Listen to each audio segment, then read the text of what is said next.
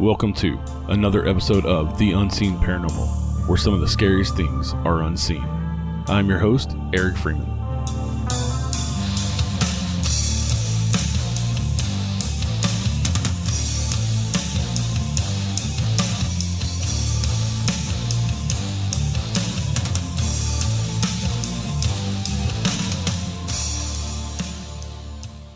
Hey everybody, welcome to today's show. Today we're talking to Eli Geery. He's the site director of Rose Mont in Gallatin, Tennessee.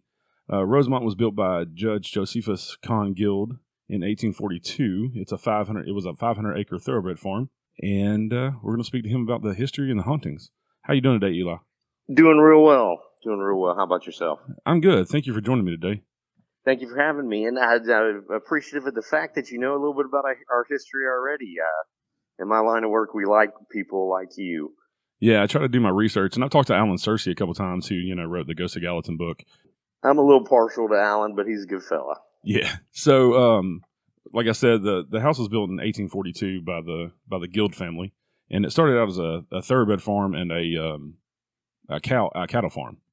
That's correct. We had a little bit of longhorn cattle, mainly because we like beef, but we were all about racehorses, and that's really all we did. For our until about 1880, we kind of transitioned to a more traditional farm at that point. And the house and the farm was owned by the Guild family until 1993 when it was acquired by the city of Gallatin and the Rose Mont Restoration Foundation. That's correct. And actually, the last family member lived here until 2005, many years after we were open to the public. She actually just loved the visitors. And there's some Civil War history with the house, as there is with any kind of house around here that was in Middle Tennessee that was built in the 1800s. What's some of that history, and how did they play a part in the Gallatin Civil War era? Well, it was really almost all aspects of the Civil War were in our yard, so to speak. Before Tennessee actually succeeded, the judge was...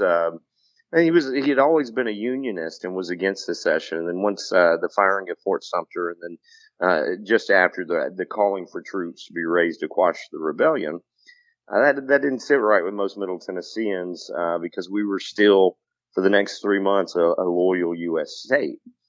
And the judge was no different, and really all of Sumner County, their opinion kind of changed overnight. And he was just an influential guy. So as soon as the war came to Tennessee, Andrew Johnson was appointed the military governor of Tennessee. And him and the judge had been friends. He had actually stayed at the house a half dozen years before.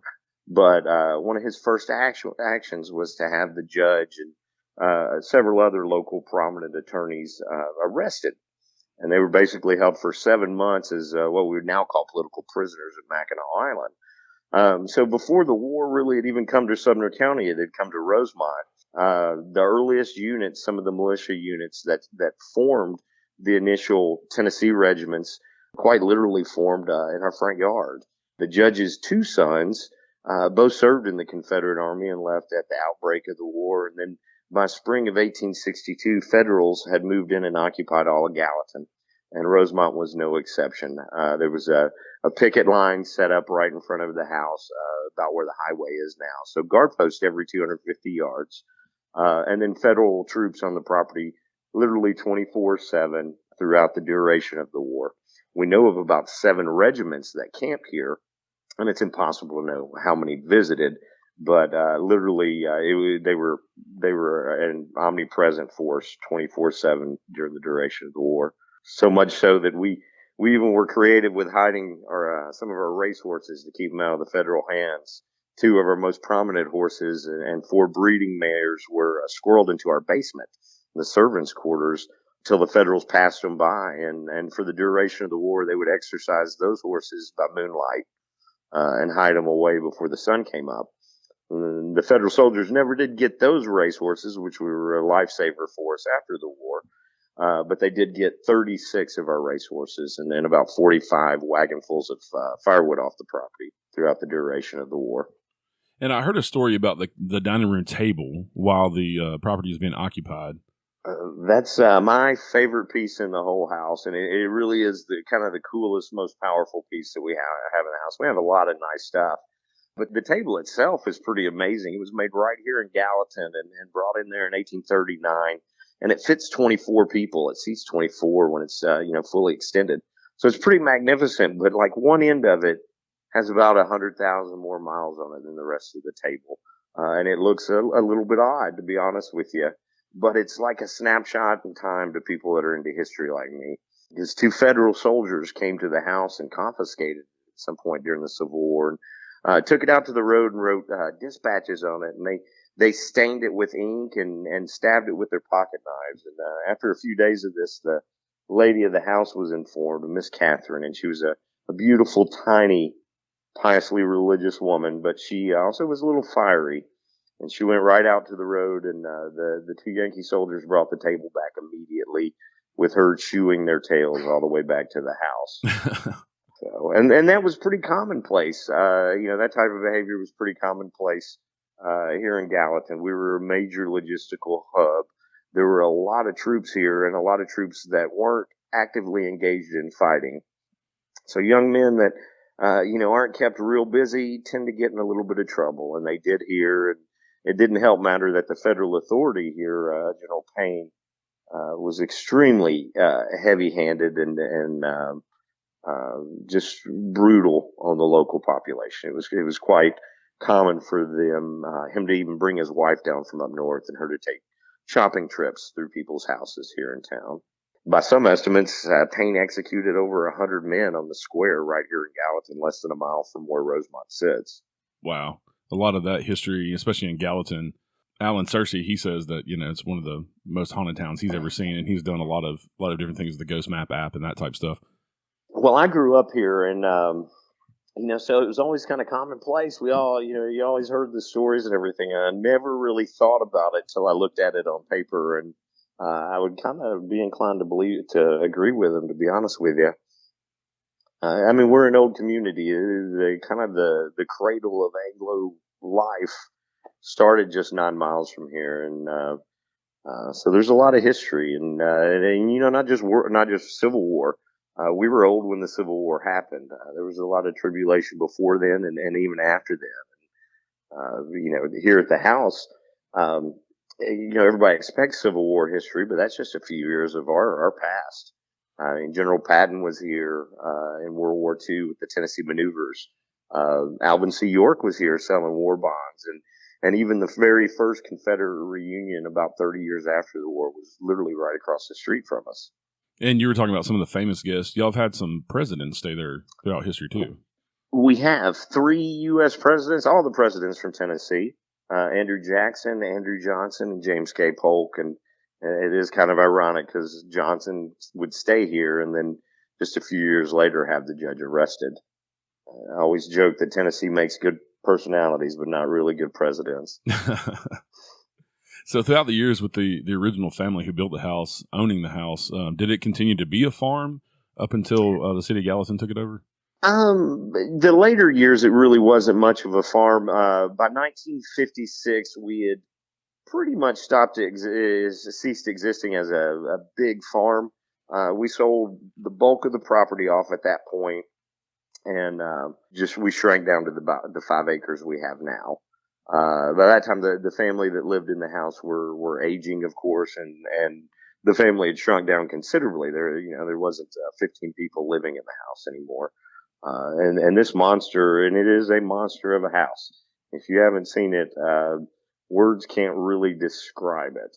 But it would have, 150 years ago, it took an army to keep this place alive every day. Even with the technology we have now, it's a daunting task. And the architecture of the house was odd for its time. Completely unique, in fact, and still is today. 183 years ago, we were the only Creole-style house outside of the confines of Louisiana, and almost 2 centuries later, we still are just as unique. And we're 3 separate houses actually connected by a portico in French Creole fashion. We also have a little bit of Greek revival and some Italian influence thrown in there as well. So it's a very, very unique structure. And originally the property was 500 acres. How much acreage do y'all have now? We're down to 5 acres now, which I'm grateful for that. At our heyday, we'd grown to 600, and we were on both sides of the road. and had 24 structures behind the house, 2 other mansions, 2 barns, and a stable across the street. So we were quite a spread in our heyday. But to be honest with you, 5 acres is enough to to take care of at this point. For what we're doing now, 5 acres is perfect. Right. And I've talked to some other historic places like Octagon Hall, and up there, when the Union came through, they burned all the furniture and all that stuff. Do you have a lot of the original furniture still left in the house since the family occupied the house for so long? We do, and it was a very prominent family and still is throughout Chattanooga. The descendants, we were known really for Judge Josephus Congild, the builder of the house. But we produced 4 other judges, or 3 other Judge Josephus Congilds too, that are, were either born here or their father was born right here, and as well as 2 mayors. So it was a very prominent family that's still around, and to be honest with you, most everything that was ever brought into this house is still on the face of the earth. Of course, we get it back a piece at a time. And in the last few years, particularly, we've really come into our own, where every room has several original items to the house. And we have nothing reproduction on display at all. Everything is original to the period. So several members of the family have, of course, died there over the years since they occupied the land for so long. What spirits do you believe that are still remaining of the family members? Well, let me preface this by saying 2 years ago, we would have been having this conversation. I'm a natural skeptic, a scientific guy, historian. So I deal in numbers and statistics until I took this job, and it really they made their presence known quite literally the very first day. And most of the time, it doesn't seem like it seems like there's a family here, but they don't notice me. They're just going on about their business, especially in the mornings between like 10 and 11. Doors open and shut, footsteps up and down the hallway, staircase, and around the porches upstairs. But me being here doesn't affect it at all, and it doesn't even seem to notice me. Every once in a while, there seems to be something a little bit more interactive or intelligent, I guess. It seems like there's 3 or 4 different personalities here. There's definitely a lady upstairs, and I believe it's Betty Alexander Guild, the second lady of the house from 1866 to 1923. She likes to hang out in the rooms we use as the bridal suite now, and only women see her. Only females pick up on her. But it's a very common thing, pretty much almost a weekly occurrence where some female does pick up on her. The one that I think is the strongest, and I believe he was the very last judge, Joe Congild here, died, I believe, in his late 70s. And he tends to hang out in our reception hall, which is a modern building. However, the concrete pad it's on, it's about 110 years old, and was his workshop when he was alive. He was kind of a private guy and hung out back there when there was commotion in the house. Whenever they were entertaining, he would kind of hang out in his workshop, and that seems to be what he does. But he seems to be kind of the strongest, and people occasionally see him in the reception hall, and he can communicate with you through devices. We get a lot of interactivity here when you go looking for it. The house was designed to entertain. This family has always been a social family, and I think that imprint is here on the house because it seems more alive when we're entertaining, when we're having things going on in the house, and it universally seems happy. The house does by things going on here. But with that, we also typically do get a spike of activity as well. If we get too many people through in certain rooms, and I haven't pinpointed who this is, but they knock all the candles down at night after you leave. A few weeks ago, I went up into our nursery, and this year we've been making, we're really proud of the fact that we're a living museum. You get to sit on the chairs and the sofa and really experience the house when you come here, and it makes us special. So this past year, we've gone through each room and even filled the chest of drawers with period clothing. to make it look even more lived in, and brought in period toys in the children's room, and decorated it more like a house instead of like a museum. So in the boys and the girls room, two separate different rooms, in the boys room, I put period boys clothes in, and staggered the chest of drawers out. So when guests come in, they could just look down and see the different clothes, and it looks like a little boy's been in there. I did the exact same thing to the girls' room, and then came in the next morning, and all the drawers were shut in the girls' room. So I reset it and came in the next day, and again, all the drawers were shut. I did that for about a week, and finally, the last time I came in, all the clothes were neatly rolled in the drawer when I left. And when I came in and opened the next morning, they had all been messed up, and the drawers were shut. So I've just left them like that since then. Evidently, whoever hangs out there at night doesn't like the mess. So there's a lot of little children here that kids usually see them. A little girl in particular, and she's been spotted here for probably 70, 80 years. We believe she's Florence. She died in a scarlet fever epidemic. That's kind of the ones I've pinpointed, although a lot of times, especially when we're entertaining, this place seems like a revolving door. You can get multi-generations, and it's quite often people that didn't die here, but when they come back here, they may be children, or, at some point in life, I like to believe that it's their happiest point in life, and maybe that's why they're revisiting it here. Yeah. I typically don't see things, but I get a lot of reports of that. However, I've had a few photographs sent back from regular tours during broad daylight, where there'll be somebody standing behind me, once a lady and once a man. And they're in color, but it's a smoky, opaque color. And they definitely weren't in the room at the time of the photograph. That was a little unnerving the first time in particular.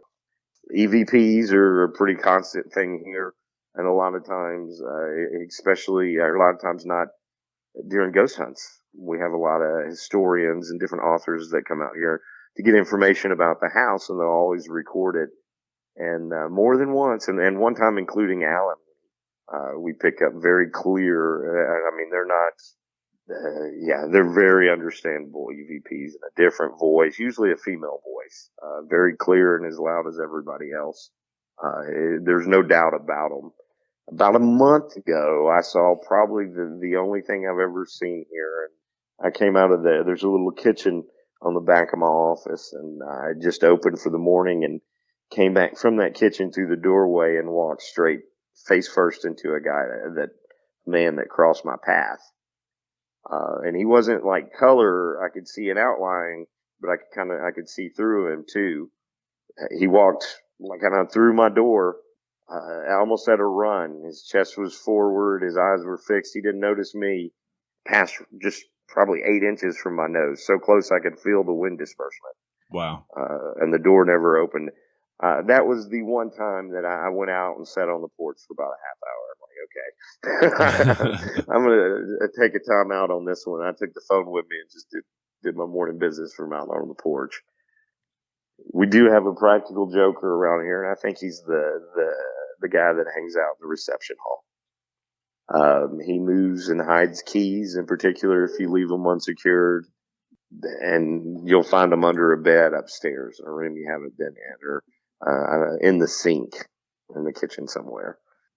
Wow, that's some pretty awesome reports, especially, the kind of the holy grail of paranormal is seeing the full body apparition. So the fact that you actually kind of saw it, whether it's residual, like you're talking about, a lot of it's residual and it just happens whether you're there or not, but that's still an awesome thing to see and experience. And stuff like that will make you a believer, even if you are a skeptic. It's peaceful, so it's not unnerving at all. So when people ask if we're haunted, I always say, well, that would imply it's negative and unwanted. And it couldn't be farther from the truth. It seems odd to say it now, but I feel kind of responsible for them. They're a part of the house as much as any of the furniture is or any of the artwork. As odd as it sounds, I have developed some form of relationship or a feeling of responsibility to them. Yeah, and like I said, I've talked to some people at Octagon Hall and some of those other historic houses, and they kind of feel the same way, where even some of them come in and say hello every morning and good night when they leave every night, because they feel that responsibility, and they feel like even though they can't talk to them or see them, they know they're still around all the time. Yeah. Some of the family members, when they visit the house, do that. We actually had a long established reputation, probably a century before we were ever open to the public. The family, particularly the ladies, tend to be somewhat sensitive, and that's something that they talk about even several generations back, going into the 1800s, being sensitive about this house, and in particular certain rooms. The east and west guest bedroom, a lot of family members just really didn't care for that room, and wouldn't stay in there. And still, like when they go in that room now, they'll kind of announce their presence. And that's the room we get all the female activity, and people even see her outside standing on the porch. It's always female, 100% of the time. It's ladies that see her, and they'll come back the next day. We'll be closed. They'll see her at night and come back the next day looking for her.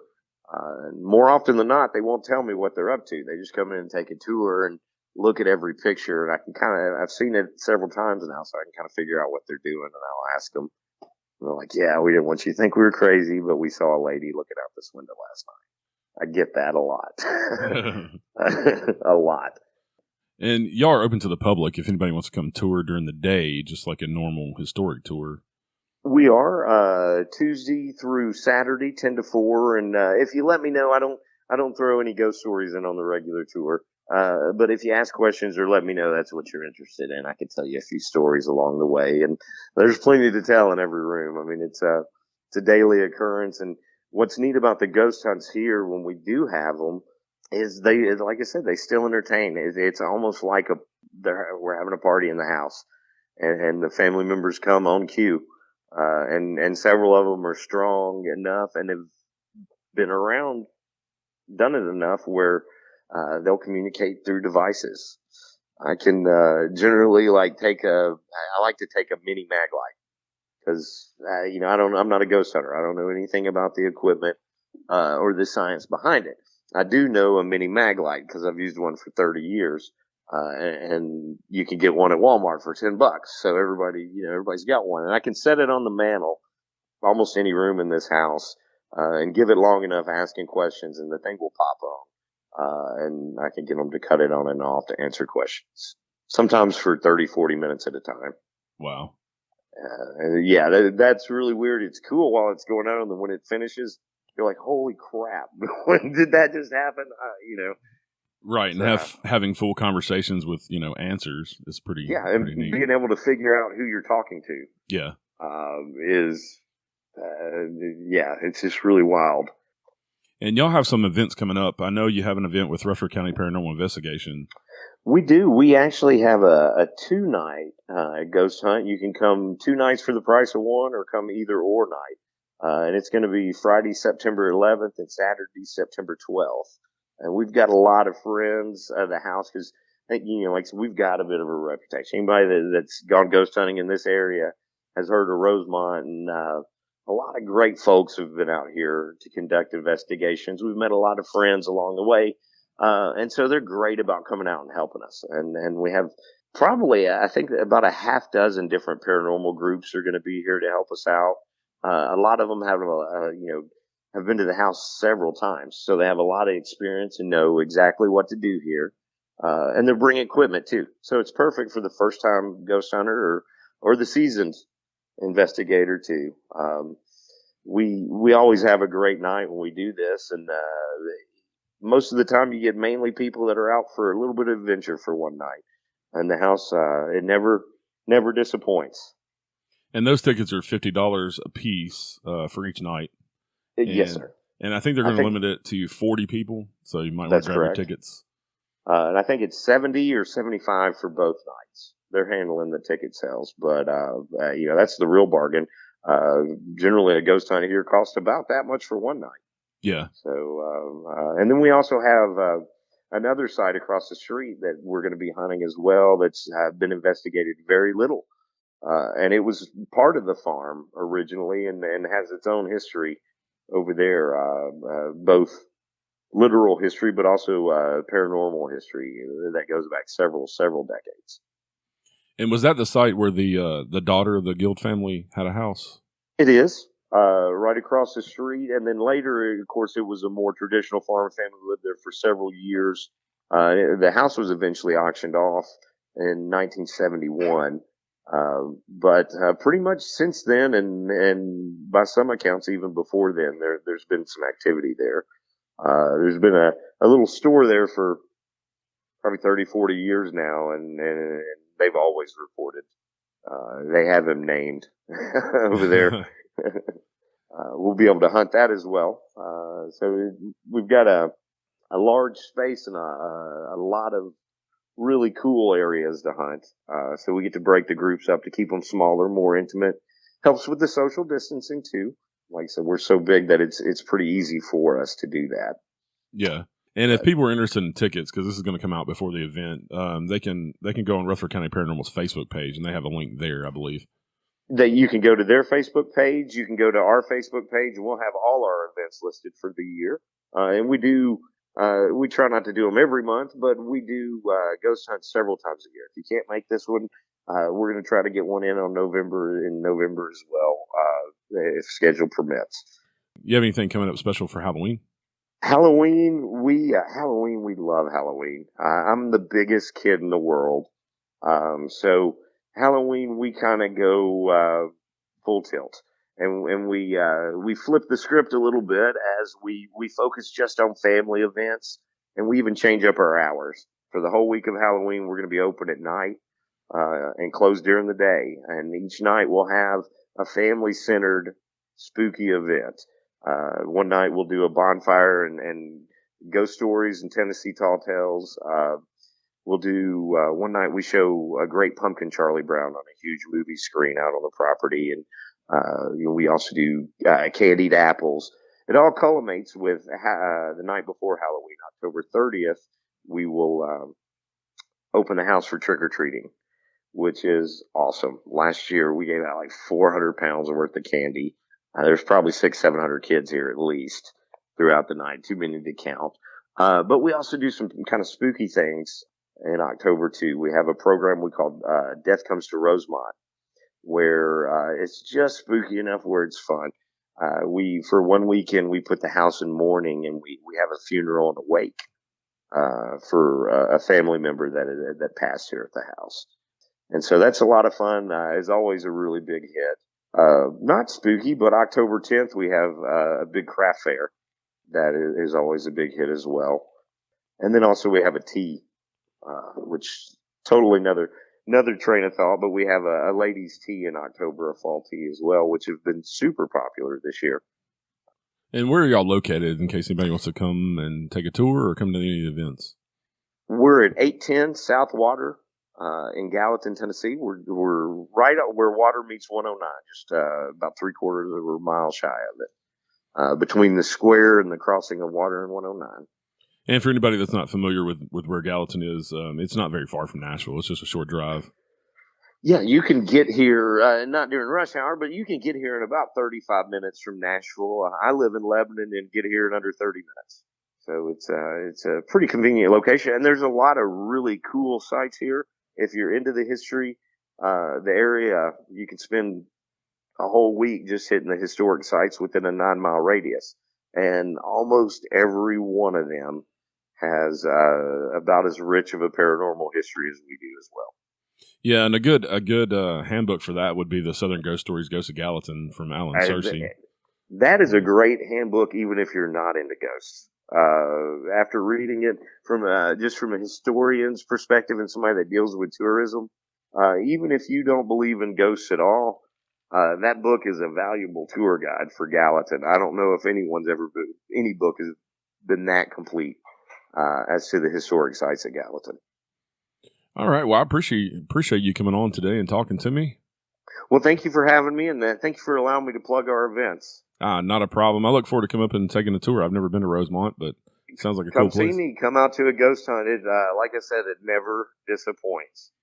Thank you, everyone, for joining us. Stay safe out there. We'll see you next time on The Unseen Paranormal. Join us next time for a new episode of The Unseen Paranormal. Until then, check us out on Facebook, Twitter, Instagram, or at our website, unseenparanormalpodcast.com. And don't forget to like, review, rate, and share with all your friends. Thank you to my friend Chris Lips for the awesome theme music. Listen to our theme song and more of his music at chrislipsmusic.com. And remember, some of the scariest things are unseen.